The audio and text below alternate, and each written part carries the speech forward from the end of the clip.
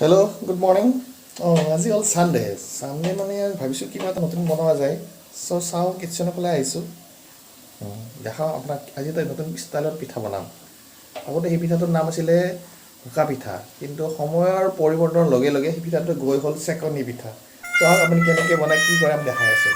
গুড়াটো খুন্দি লৈছোঁ মিক্সিত।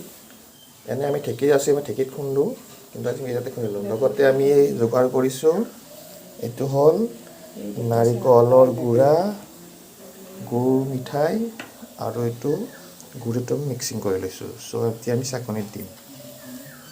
এতিয়া চাকনিত দি আছোঁ, কিন্তু এইটো মডাৰ্ণ সময়ৰ লগে লগে এইটো মডাৰ্ণ হৈ গৈছে। আমি মিঠাইটো দি দিলোঁ। এতিয়া ইয়াৰ ওপৰত অলপ নাৰিকল চেটিছোঁ, নাৰিকলৰ ছটিয়াই দিম। এই গুড়া অলপ দিয়া হ'ল।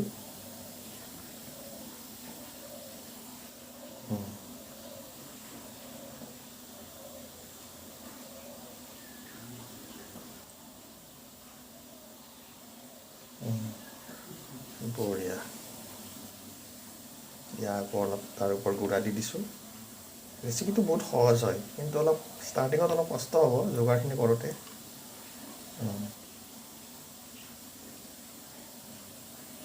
এইপিনে আমাৰ কুকাৰ ৰেডি হৈ আছে। ইয়াত গৰম পানী। ইয়াত আমি বস্তুটো এনেকৈ সোমাই দিম,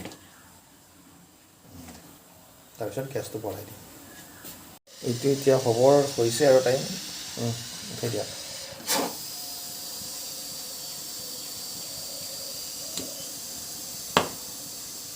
এই চোৱা কি ধুনীয়া চেপত হৈছে।